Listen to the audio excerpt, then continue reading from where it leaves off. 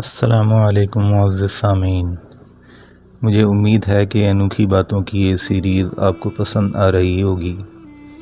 مزید انوکھی باتوں کو سننے کے لیے ہمارے چینل کو لائک، شیئر اور سبسکرائب کیجیے۔ آج کا انوکھا واقعہ بھی اپنے اندر بہت ساری خوبیاں لیے ہوئے ہے، تو آئیے شروع کرتے ہیں۔ حضرت سیدنا عبداللہ بن جعفر رضی اللہ تعالی عنہ ایک دن اپنی زمین کی طرف روانہ ہوئے۔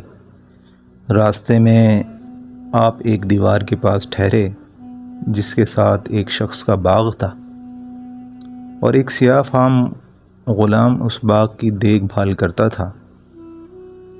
اس غلام کو کھانے کے لیے 3 روٹیاں دی گئیں۔ اتنے میں ایک کتا وہاں آ پہنچا۔ غلام نے ایک روٹی اس کے آگے ڈالی تو وہ کھا گیا۔ پھر دوسری اور تیسری روٹی بھی اس کے آگے ڈالیں، جنہیں کتے نے کھا لیا۔ حضرت سیدنا عبداللہ بن جعفر رضی اللہ تعالیٰ عنہ یہ منظر دیکھ رہے تھے۔ آپ نے دریافت فرمایا، اے غلام، پورے دن میں تمہیں کتنا کھانا ملتا ہے؟ اس نے کہا، وہی جو آپ نے ملاحظہ فرمایا۔ پوچھا، تم نے یہ روٹیاں کتے کو کیوں دے دیں؟ اس نے عرض کی، ہمارے اس علاقے میں کتے نہیں ہوتے، یہ کتا کہیں دور سے بھوکا آیا ہے، تو میں نے اس بات کو ناپسند کیا کہ اسے واپس لوٹا دوں۔ دریافت فرمایا، اب تم پورا دن کیسے گزارو گے؟ غلام بولا، آج کے دن میں بھوکا رہوں گا۔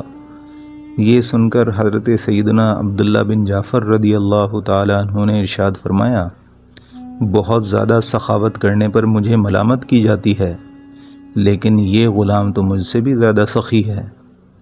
پھر آپ رضی اللہ تعالیٰ عنہ نے وہ باغ، اس میں موجود کھجور کے درخت، مال و اسباب اور اس غلام کو خریدا، اور پھر اسے آزاد کر کے باغ اور اس میں موجود درخت و مال و اسباب کا اس کو مالک کر دیا۔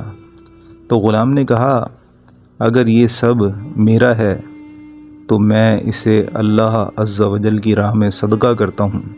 اس کے اس عمل سے حضرت سیدنا عبداللہ بن جعفر رضی اللہ تعالیٰ عنہ بہت متاثر ہوئے اور ارشاد فرمایا، یہ شخص تو سخاوت کرے اور میں بخل کروں، ایسا کبھی نہیں ہوگا۔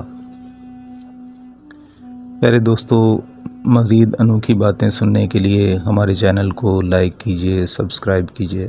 شکریہ۔